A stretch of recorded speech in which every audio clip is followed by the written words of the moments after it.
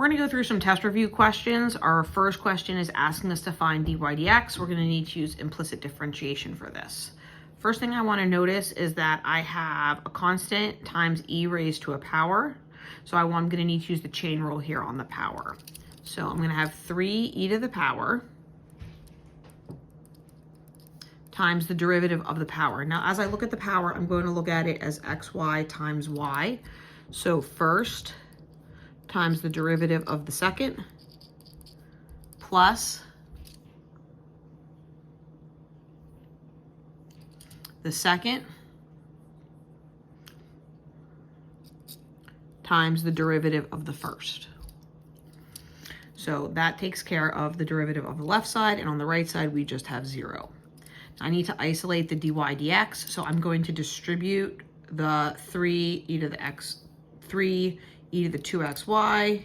So I have 6x e to the 2xy dy dx plus 6y e to the 2xy. I'm going to subtract this term.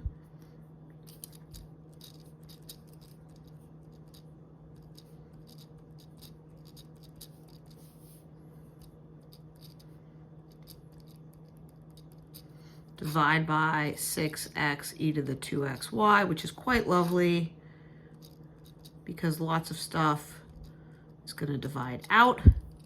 So now e to the 2xy divides out, the 6's divide out, and I find that dy dx is equal to negative y over x. So now the next thing I'm asked to do is write the equation of the line tangent to 3e to the 2xy equals 11 at x equals 2. So just as a reminder, I need my point and I need a slope to write the equation of the line. I have 2. I need the y value. So that's the first thing I'm going to do is I'm going to find the y value. So we've got 3e to the 2xy. So I'm going to substitute 2 in for x and I'm going to solve. So now this is, I'm going to divide by 3, and I've got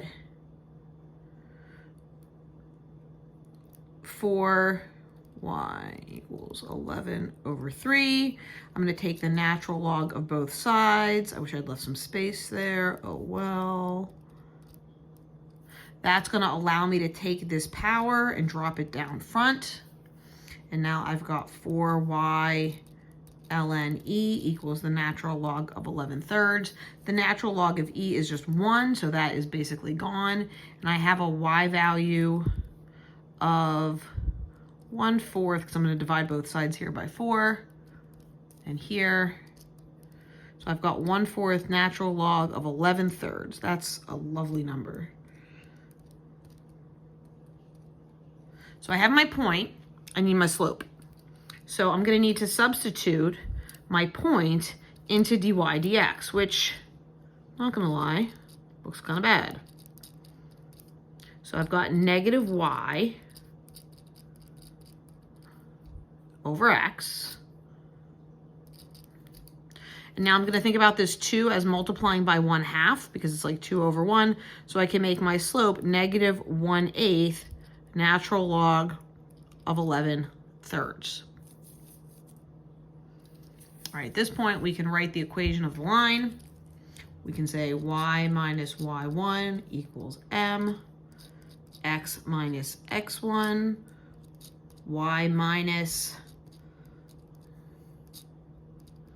11/3, that's a 4, equals negative 1/8 natural log of 11/3, x minus x1, add that to the other side, negative 1/8 natural log of 11/3, x minus 2 plus 1/4 natural log of 11/3. So there is my tangent line. And then the last thing this question is asking us to do is to find the second derivative. So for part C, I'm going to start with, I'm going to remind myself that dy dx was negative y over x. And now I'm going to start with the quotient rule. So the second derivative, down, d up, so -1 dy dx, plus, or minus, up, d down, over down, down. Obviously this is nice, becomes addition, and I do need to substitute in dy dx. So I'm going to have x, I'm going to make that negative x, just make my life a little bit easier, make that -1 negative x, and dy dx is -y over x. Now we have plus y all over x squared. This is really not so bad because now these now become positive. My x's divide out. Y plus y is 2y. So it turns out that the second derivative is 2y. 2y over x squared. The other problem we added,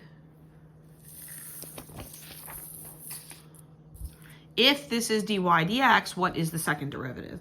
There's a couple different ways to attempt this problem, but my gut tells me to try to make this as power rule ready as possible, just because I don't want a giant quotient rule here. So I'm going to rewrite this as y over x plus 5x to the -1, and then this just becomes plus 4. So this is how I'm going to rewrite dy dx, because that way I can now use the power rule.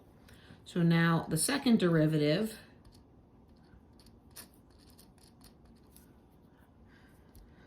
I am going to need to use the quotient rule with the y over x, but it's just not as big of a fraction. So here we go. Down, d up, minus up, d down, over down, down. And now this is just a power rule situation. And the 4 goes away, which is lovely. And we're going to substitute in the original. Now, I'm not going to substitute my power rule ready. I'm going to substitute the original because I can, looking ahead, I see this x and this x, they'll divide out. So now I've got the second derivative is x times y plus 5 plus 4x all over x minus y all over x squared. And then I got my, and now, you know, I'm kind of looking ahead here. And I see this is x squared, and this is like going to be over x squared. So I'm actually going to rewrite this as -5 over x squared. And this is beautiful because my x's divide out.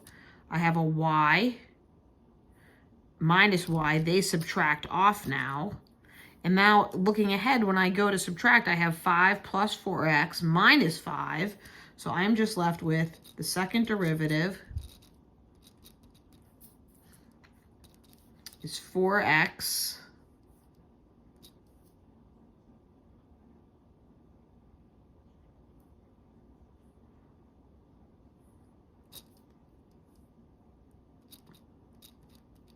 over x squared, which is just 4 over x.